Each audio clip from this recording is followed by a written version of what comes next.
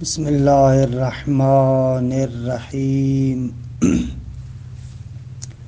وبہ نستعین انہ خیر ناصر ومعین وصلی اللہ علی محمد وآلہ الطاہرین۔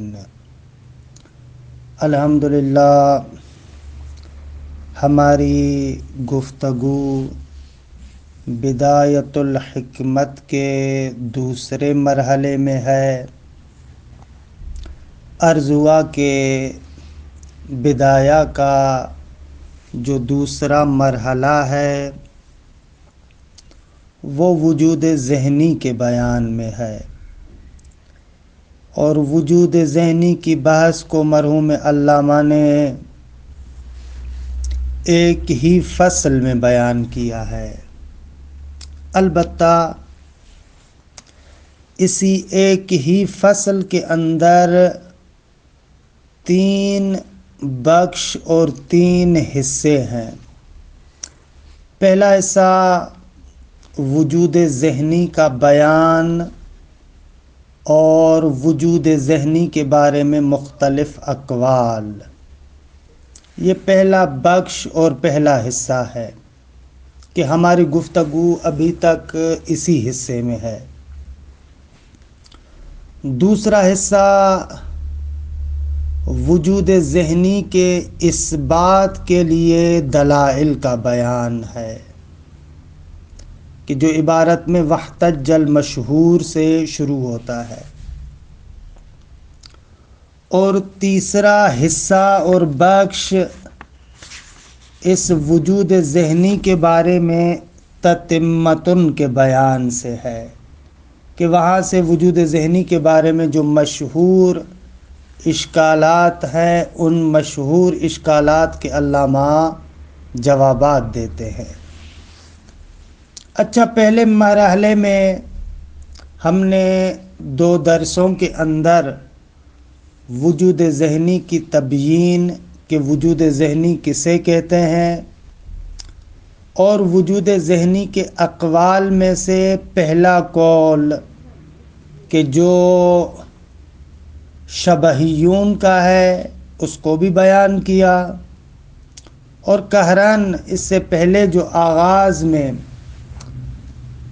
حکمائے محققین کا قول ہے کہ وجود ذہنی یعنی جس طریقے سے ماہیات کے لیے ایک وجود خارجی ہے، عیناً انہی ماہیات کے لیے ایک وجود ذہنی ہے، وہی ماہیت جو عیناً خارج میں موجود ہے وہی ماہیت انسان کے ذہن میں بھی آتی ہے، کہ تفصیلات عرض ہوئیں۔ اچھا، اس بخش اور حصے کا جو تیسرا قول ہے اس کو بیان کریں اور دوسرے بخش میں داخل ہو جائیں۔ یہ تیسرا قول مشہور حکماء کے درمیان یہ ہے کہ فخر رازی کا قول ہے۔ معمولاً اس قول کو فخر رازی کی طرف نسبت دی جاتی ہے، اور اس قول کے بارے میں کہتے ہیں قول بالاضافہ، کہ اس قول کے مطابق امام فخر رازی اس نظریے کے قائل ہے کہ علم اضافہ ہے۔ اچھا، اس کی وضاحت کرتے ہیں اضافے سے کیا مراد ہے۔ لیکن حقیقت یہ ہے کہ یہ قول امام فخر رازی سے پہلے بھی متکلمین نے بیان کیا ہے، لہذا اس کو امام فخر رازی کے ساتھ مخصوص کرنا شاید درست نہ ہو۔ امام فخر رازی سے پہلے بھی کچھ متکلمین نے یہی نظریہ پیش کیا ہے، بلکہ استاد حسن زادہ آمولی حفظہ اللہ شرح منظومہ کے تعلیقات میں 2 جلد کے تعلیقات میں فرماتے ہیں کہ امام فخر رازی نمط 3 شرح اشارات کی 7ویں فصل میں اسی نظریے کو پیش کرتے ہیں، اور اسی طریقے سے مباحث مشرقیہ میں بھی اسی نظریے کو پیش کرتے ہیں۔ البتہ مباحث مشرقیہ کی جلد اول اور صفحہ نمبر 331 پر اسی نظریہ قول بالاضافہ کو بیان کرتے ہیں امام رازی، لیکن یہی امام رازی جب مباحث مشرقیہ کی جلد دوم میں 351 صفحے پر پہنچتے ہیں تو اس قول بالاضافہ سے برگشت کرتے ہیں، یعنی خود اس سے ہاتھ ہٹا لیتے ہیں کہ نہ، علم قول بالاضافہ نہیں ہے۔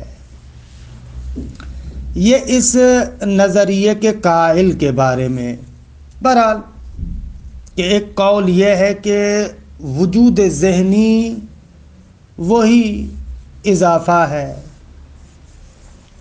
اچھا دیکھیں، اضافہ فلسفے میں مشترک لفظی ہے، خصوصاً آپ لوگ جو حکمت صدرائی پڑھتے ہیں تو یہاں پر اضافہ دو معناؤں میں استعمال ہوتا ہے، ایک اضافہ مقولی اور ایک اضافہ اشراکی، کہ اضافہ اشراکی کو آغاز میں شیخ اشراق نے بیان کیا اور ملا صدرہ نے بھی اس کو خوب پروبال دیے، اس نظریے کو خوب سنوارا کہ یہاں پر ہماری مراد وہ اضافہ اشراکی نہیں ہے۔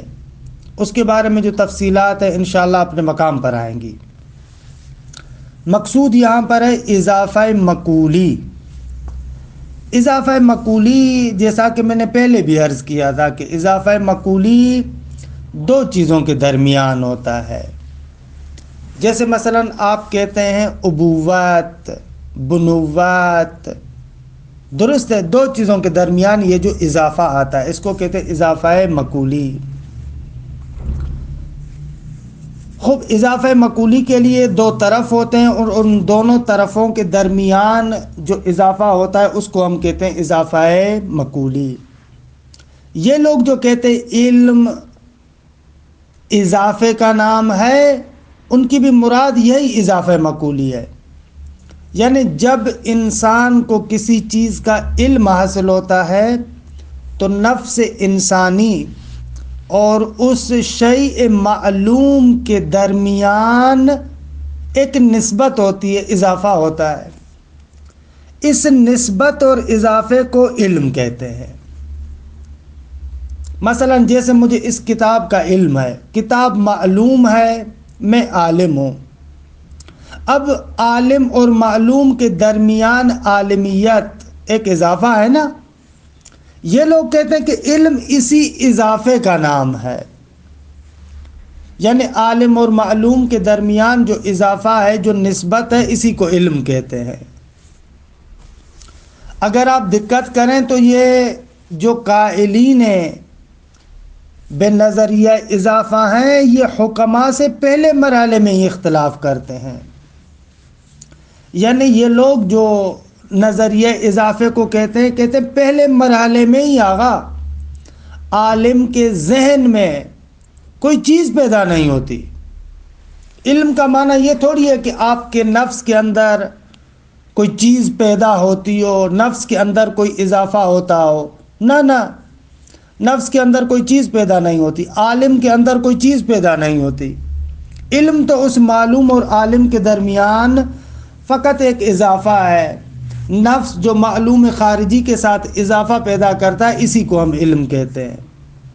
باقی انسان کے اپنے نفس کے اندر، انسان کے اپنے وجود کے اندر، عالم کے اپنے نفس کے اندر اور وجود کے اندر کسی چیز کا اضافہ ہوتا ہو، ایسے نہیں ہے۔ یعنی اگر آپ دقت کریں تو یہ قول شبہیون سے بھی بدتر قول ہے، کیونکہ جو قائل بالشبہ تھے وہ لوگ کہہ رہے تھے کہ بابا ٹھیک ہے، عیناً اشیاء کی ماہیت جو خارج میں ہے وہ ذہن میں نہیں آتی۔ شبہیون ایسے کہہ رہے تھے کہ عیناً وہ ماہیت جو خارج کے اندر ہے وہ آپ کے نفس کے اندر نہیں آتی، لیکن بالاخر ایک موجود ذہنی، ایک شبہ، ایک سایہ گونا چیز آپ کے نفس کے اندر آتی ہے. لہذا قائلین بالشبہ موجود ذہنی کے قائل تھے، وجود ذہنی کے انکاری تھے. شبہ والے کہتے تھے کہ نفس انسانی کے اندر ایک مفہوم، ایک صورت، ایک شبہ پیدا ہوتا ہے، یعنی موجود ذہنی ہے، لیکن وہ موجود ذہنی عیناً وہی نہیں ہے جو خارج کے اندر موجود ہے، عیناً وہی حقیقت نہیں ہے، بلکہ اس کا شبہ، اس کا سایہ اور اس کا ظل ہے. لیکن یہ نظریہ اضافے والے تو کہتے ہیں کہ بابا اصلاً کوئی موجود ذہنی نہیں ہے. انسان جب عالم ہوتا ہے تو اصلاً کوئی چیز انسان کے ذہن میں پیدا نہیں ہوتی، بلے انسانی نفس اس معلوم خارجی کی طرف ایک اضافہ پیدا کرتا ہے. لہٰذا یہ حکماء کے نظریے سے بہت زیادہ دور ہے، بہت زیادہ دور ہے. شبہیون نسبتاً قریب تھے، موجود ذہنی کے قائل تھے، وجود ذہنی کے منکر تھے. یہ قائلین بالاضافہ تو اصلاً نہ وجود ذہنی کو مانتے ہیں نہ موجود ذہنی کو مانتے ہیں، دونوں کا انکار کرتے ہیں. اچھا، معمولاً جو حکماء کی کتابوں کو دیکھتے ہیں اس قول بالاضافہ پر 4 اشکالات مطرح کرتے ہیں. معمولاً حکماء یہ ہے کہ ان 4 اشکالوں کو بیان کرتے ہیں. 2 اشکالات کو استاد امینی بھی اضافہ کرتے ہیں کہ مجموعاً اس نظریے پر تقریباً 6 اشکالات وارد ہوتے ہیں، کہ میں ان اشکالات کا اجمال آپ کی خدمت میں عرض کرتا ہوں. باقی اس کو تفصیلی طریقے سے اگر آپ نے دیکھنا ہے تو استاد امینی نژاد کے بدایہ کے تعلیقے کی طرف مراجعہ کریں. اچھا، پہلا اشکال جو اس نظریے پر مطرح ہوتا ہے وہ اشکال یہ ہے کہ جو تقریباً یہاں پر بدایہ میں بھی ذکر ہو رہا ہے. اگر علم فقط اضافے کا نام ہو تو ہمیں معدومات کا علم نہیں ہونا چاہیے. مثلا ہم کہتے ہیں اجتماع النقیضین غیر اجتماع الضدین. اجتماع نقیضین معدوم ہے، شیء معدوم ہے، اس شیء معدوم کا آپ کو علم ہے. یا شریک الباری، خب ایک شیء معدوم ہے، آپ کو اس شیء معدوم کا علم ہے. یا مثلا پارے کا دریا، خب خارج میں موجود نہیں ہے، ایک شیء معدوم ہے، لیکن آپ کو ان چیزوں کا علم ہے. اگر مان لیا جائے کہ علم فقط اضافے کا نام ہے تو ہم نے عرض کیا کہ یہ اضافہ وہی اضافہ مقولی ہے. اضافہ مقولی کے لیے 2 طرف چاہیے، مضاف و مضاف الیہ، ان دونوں کے درمیان ہو. تو جب آپ کو معدومات کا علم ہوتا ہے تو وہاں پر معدوم تو کوئی چیز نہیں ہے، حالانکہ اضافے کے لیے 2 طرف چاہیے، یہاں پر تو صرف ایک طرف ہے، دوسرا طرف ہی نہیں ہے. قول بالاضافہ کے اعتبار سے ہم لوگوں کو معدومات کا علم نہیں ہونا چاہیے کیونکہ طرف اضافہ نہیں ہے، حالانکہ ہمیں معدومات کا علم ہوتا ہے. لہذا یہ پہلا نقد اور پہلا اعتراض جو اس نظریے پر وارد ہے، کہ بدایہ میں بھی اس کی طرف اشارہ ہے کہ بدایہ میں یہی نقد ذکر کر رہے ہیں علامہ. اچھا، دوسرا اشکال جو محقق سبزواری نے شرح منظومہ میں ذکر کیا وہ بھی اسی پہلے اشکال کی طرح ہے. دوسرا اشکال یہ ہے کہ اگر علم کو ہم قول بالاضافہ قرار دیں، ہم کہیں کہ علم اضافہ نفس ہے،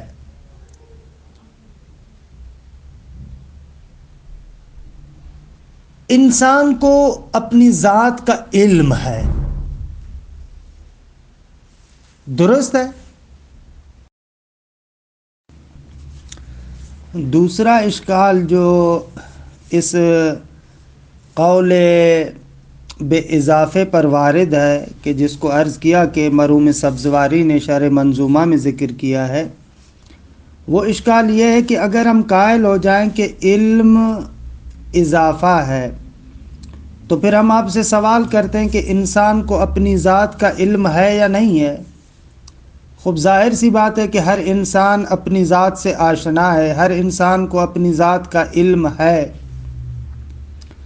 اچھا، اگر یہاں پر آپ کہیں کہ علم وہی اضافہ نفس ہے تو انسان کے اندر تو دوئیت نہیں ہے۔ ایسے تھوڑی ہے کہ ایک انسان ہے اور ایک خود انسان ہے، دو چیزیں نہیں ہیں۔ اور ہم نے کہا کہ اضافہ مقولی کے لیے دو چیزوں کا ہونا ضروری ہے۔ خوب اب یہاں پر جب انسان کو اپنی ذات کا علم ہے تو اب وہ کون سی دو چیزیں ہیں جن کے درمیان یہ اضافہ پایا جاتا ہے؟ خوب یہاں پر تو دو چیزیں نہیں ہیں۔ بس نتیجہ اس کا یہ ہونا چاہیے کہ اگر آپ علم کو اضافہ قرار دیتے ہیں تو کبھی بھی انسان کو اپنی ذات کا علم نہیں ہونا چاہیے، حالانکہ انسان کو اپنی ذات کا علم ہے۔ کیوں اپنی ذات کا علم نہیں ہونا چاہیے؟ اس لیے کہ اضافے کے لیے ہم نے عرض کیا کہ دو چیزوں کا ہونا ضروری ہے۔ خوب علم بذات میں دو چیزیں نہیں ہیں تاکہ ان دو چیزوں کے درمیان یہ اضافہ ہو۔ خوب قول بالاضافہ پر دوسرا یہ اشکال جو مرحوم حاجی نے ذکر کیا۔ اچھا، تیسرا اشکال جو اس قول بالاضافہ پر ہے وہ بھی مرحوم حاجی کا اشکال ہے کہ مرحوم حاجی سبزواری تعلیقے میں اشکال مطرح کرتے ہیں۔ وہ یہ اشکال ہے کہ اگر ہم علم کو اضافہ قرار دیں تو علم کو تصور اور تصدیق کی طرف تقسیم کرنا باطل اور غلط ہو جائے گا، کیونکہ اگر علم اضافہ محض ہے تو یہ اضافہ تو تصور اور تصدیق کی شکل میں نہیں ہوتا، اضافہ ہوتا ہے۔ اب اس کے بارے میں آپ تصور اور تصدیق کی تقسیم کو نہیں ذکر کرتے، نہیں کر سکتے، حالانکہ علم تصور اور تصدیق کی طرف تقسیم ہوتا ہے۔ یہ تیسرا اشکال جو مرحوم حاجی شرح منظومہ کے پاورکی اور حاشیے میں ذکر کرتے ہیں۔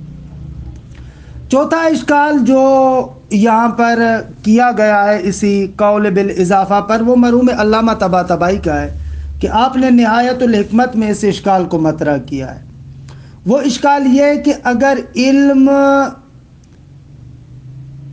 اس قبیل سے ہو کہ اضافہ نفس معلوم خارجی کی طرف، اس سنخ اور اس قبیل سے ہو، جیسے کہ یہ قول بالاضافہ والے کہتے ہیں کہ علم ایک نفس انسانی کا اضافہ ہے معلوم خارجی کی طرف، تو حضرت علامہ طباطبائی رحمۃ اللہ علیہ فرماتے ہیں اس صورت میں پھر کسی بھی علم کے اندر خطا اور غلطی نہیں ہونی چاہیے، کیونکہ اگر خطا اور غلطی وہاں پر ہوتی ہے جہاں پر دو چیزیں ہوتی ہیں، ایک معلوم بالعرض اور ایک معلوم بالذات۔ جب وہ معلوم بالذات اس معلوم بالعرض پر منطبق نہ ہو وہاں پر ہم کہتے ہیں کہ خطا اور غلطی ہوئی ہے۔ مثال، مجھے اس کتاب کا علم ہے، یعنی اس کی صورت ذہنیہ آپ کے ذہن میں ہے کہ جس کو معلوم بالذات کہتے ہیں، اور ایک کتاب خارجی ہے جو خارج کے اندر موجود ہے، اس کو معلوم بالعرض کہتے ہیں۔ خطا تب آتی ہے جب اس کتاب کی صورت کو میں کتاب پر منطبق نہ کروں، مثلا موبائل پر منطبق کروں، یا خارج میں موبائل ہے میرے ذہن کے اندر صورت کیا ہو، کتاب کی ہو، جب یہ انطباق نہیں ہوتا صورت ذہنیہ کہ جس کو ہم معلوم بالذات کہتے ہیں اور معلوم بالعرض کہ جو خارج میں حقیقتاً چیز ہے، جب اس معلوم بالذات کا معلوم بالعرض پر درست طریقے سے انطباق نہیں ہوتا وہاں پر ہم کہتے ہیں خطا۔ یہ وہاں پر خطا کا تصور آتا ہے کہ اس نے غلطی کی ہے، علم اس کا خطا ہے، غلط ہے۔ لیکن اگر علم کو آپ کلن مقول اضافے میں سے قرار دیں تو وہاں پر مطابقت اور عدم مطابقت کی بات نہیں آئے گی، وہاں پر انطباق اور عدم انطباق کی بات نہیں آئے گی، وہاں پر آپ کے پاس دو چیزیں نہیں ہوں گی، ایک معلوم بالذات اور ایک معلوم بالعرض، تعین کہ آپ آئیں اور معلوم بالذات کو معلوم بالعرض پر منطبق کرتے ہیں یا نہیں کرتے۔ اگر منطبق نہ ہو، انطباق نہ ہو تو وہاں پر آپ خطا کی بات کریں۔ مرحوم علامہ نہایہ میں فرماتے ہیں کہ اس قول کو اگر مان لیا جائے، اگر ہم مان لیں کہ علم مقول اضافہ میں سے ہے تو پھر اس صورت میں کلن خطا کا دروازہ آپ بند کر دیں، آپ کا علم میں خطا کبھی بھی نہیں ہوتی، حالانکہ یہ بات غلط ہے، علم میں خطا ہوتی ہے۔ یہ چوتھا اشکال۔ پانچواں اشکال کہ جو حضرت استاد امینی نژاد مطرح فرماتے ہیں وہ اشکال یہ ہے کہ اگر علم کو آپ اضافہ قرار دیں، درست ہے، تو اس کا لازمہ یہ ہے کہ انسان کی ذات کے اندر، خود انسان کے اندر علم کی وجہ سے تبدیلی نہیں آنی چاہیے، کیونکہ اضافے سے پہلے اور اضافے کے بعد انسان کے وجود کے اندر تو کوئی تبدیلی نہیں آتی۔ اگر اضافہ ہو یا اضافہ زائل ہو جائے، خود انسان کی اپنی ذات کے اندر تو کوئی تبدیلی نہیں آتی، حالانکہ بالوجدان، علم حضوری کے طریقے سے ہم محسوس کرتے ہیں کہ جب انسان کو کسی شے کا علم آتا ہے تو وجداناً محسوس کرتا ہے کہ اس کے وجود کے اندر کسی شے کا اضافہ ہوا ہے، واقعاً کوئی چیز بڑھی ہے۔ لیکن اگر علم کو آپ مقولہ اضافے میں سے قرار دیں اور کہیں کہ علم وہی اضافہ مقولی ہے، تو پھر زوال اضافہ اور ما قبل از اضافہ اور اضافے کے بعد اصلاً انسان کے اندر تبدیلی نہیں آنی چاہیے۔ یعنی دوسرے لفظوں میں علم کے ہونے یا نہ ہونے سے انسان کی ذات میں تبدیلی نہیں آنی چاہیے کہ انسان علم سے پہلے جاہل ہو اور علم کے بعد عالم بنے، نہ، ایسے نہیں ہونا چاہیے۔ لیکن ہم بالوجدان دیکھتے ہیں انسان میں علم کے ہوتے ہوئے واقعاً محسوس کرتا ہے کسی چیز کا اضافہ ہوا۔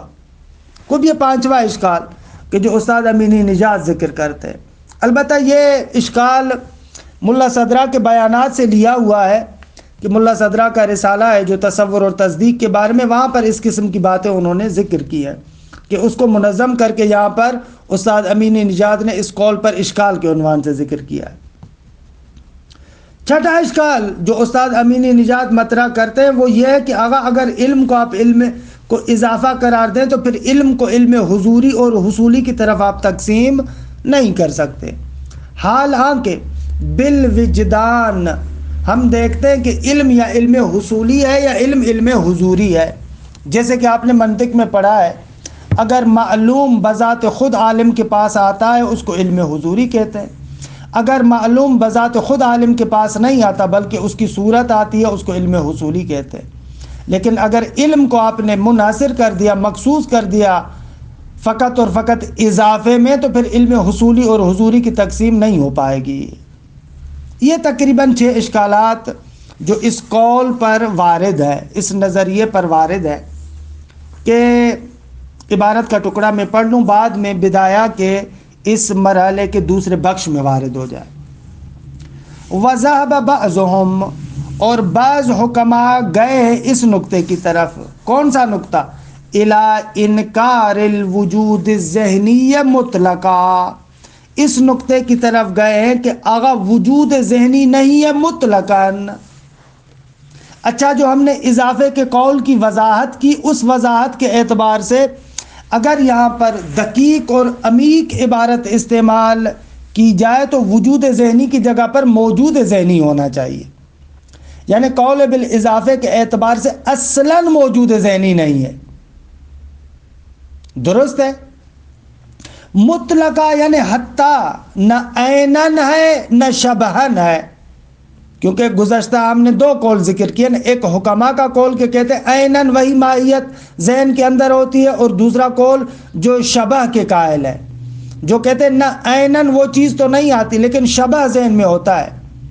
لیکن یہ لوگ مطلقاً موجود ذہنی کا انکار کرتے، مطلقاً یعنی نہ عیناً وہی چیز آتی ہے اور نہ ہی اس چیز کا شبہ اور سایہ آپ کے ذہن میں آتا ہے، بلکہ یہ لوگ کیا کہتے ہیں؟ یہ لوگ کہتے ہیں، یعنی جیسے میں نے عرض کیا کہ فخر رازی یا اس سے پہلے والے جو متکلمین ہیں، وَأَنَّ عِلْمَ النَّفْسِ بِشَيْءٍ اضافۃ خاصۃ منہا الیہ، بلکہ ان لوگوں کے نظریے کے اعتبار سے علم النفس سے بھی چیزی، اگر نفس انسانی کسی شے کا علم حاصل کرے، در حقیقت یہ علم النفس ایک خاص اضافہ ہے، منہا نفس کی جانب سے الیہ اس شے کی طرف، یعنی انسان کے نفس کی جانب سے ایک اضافہ ہے اس شے کی طرف، اسی کو ہم کہتے ہیں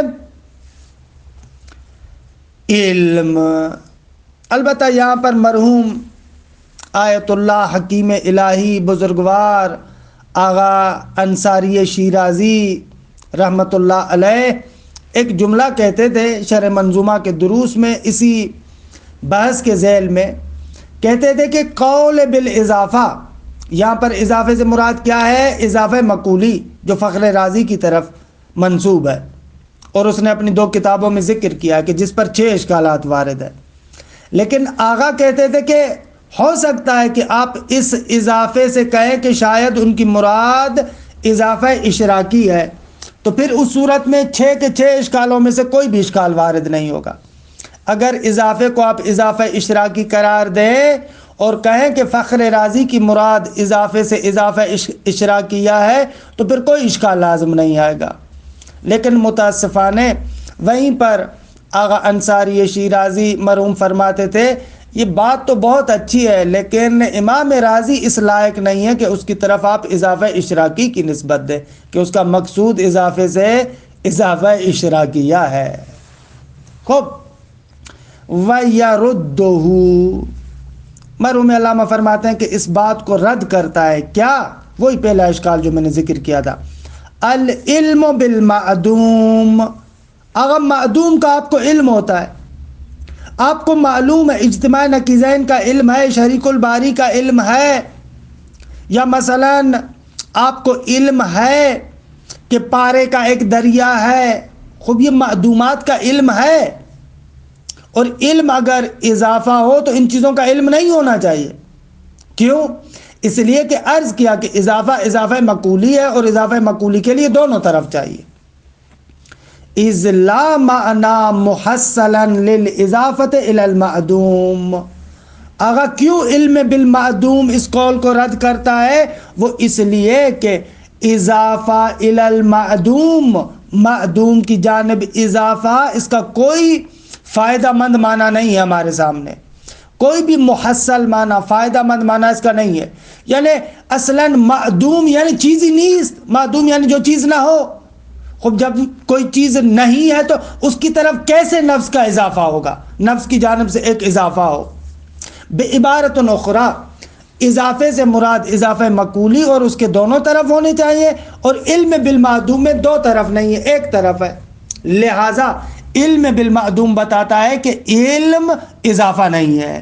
اضلاع معنی محصلا، کیونکہ کوئی معنی محصل نہیں ہے، محصل یعنی فائدہ مند، سمجھنے والی بات نہ، کوئی معنی محصل نہیں ہے۔ کس بات کے لیے؟ للاضافۃ الی المعدوم۔ آپ آئیں اور کہیں کہ بابا علم اضافہ ہے معدوم کی طرف، اور یہ اضافہ معدوم کی طرف ہے۔ خوب معدوم کی چیز ہی نہیں، معدوم تو کوئی شے نہیں ہے، تو خوب اضافہ کیسے ہوگا؟ یہ پہلا حصہ جو بدایہ کے مرحلہ دوم کے اندر جو مباحث وجود ذہنیہ ہے، اس کے اندر جو پہلا حصہ تھا کہ جس پہلے حصے کے اندر ہم نے خلاصتاً وجود ذہنی کی تفصیلات بیان کی اور وجود ذہنی کے اندر اقوال کو ذکر کیا۔ خلاصہ کلام یہ ہوا، اگر وجود ذہنی یعنی یہ کہ ماہیات کہ جو خارج کے اندر موجود ہے، عیناً یہی ماہیات انسان کے ذہن میں بھی ہے، یہ وجود ذہنی کا خاص اصطلاحی معنی کہ حکماء اسی نظریے کے قائل ہیں۔ اس کے مقابلے میں 2 قول آئے، ایک قائلین بالشبہ کہ جو لوگ کہتے ہیں کہ نہ، علم یہ نہیں ہے کہ عیناً وہی ماہیت آپ کے ذہن میں آتی ہے، بلکہ اس کا شبہ اور سایہ آپ کے ذہن میں آتا ہے، کہ تفصیلاً اس قول کو رد کیا۔ تیسرا قول یہ ہے کہ علم مقول اضافے میں سے ہے۔ اگر علم اضافہ مقولی ہے کہ اس کو آج الحمدللہ بیان کیا اور رد کیا کہ علم اضافہ نہیں ہے۔ اگر علم اضافہ ہو تو اس پر 6 اشکالات ہیں، کہ پہلا اشکال جو بدایہ میں بھی ذکر ہوا، اور اس کے علاوہ جو 5 اشکالات ہیں ان کو بھی ذکر کیا۔ ان 5 اشکالات کو آپ دیکھنا چاہتے ہیں تو استاد امینی نجات کے آپ حاشیے کی طرف مراجعہ کریں۔ الحمدللہ اس طریقے سے پروردگار عالم کے لطف و کرم سے ہمارا مرحلہ ثانیہ کا بخش اول پہلا حصہ تمام ہوا۔ اب انشاءاللہ وارد ہوں گے دوسرے حصے میں۔ دوسرا حصہ وجود ذہنی کے اس بات کے لیے دلائل ہے، ان دلائل کو ذکر کریں گے انشاءاللہ۔ ان دلائل کا آغاز جلسہ آئندہ سے کریں گے۔ وصلی اللہ علی محمد و اہل بیتہ الطیبین الطاہرین.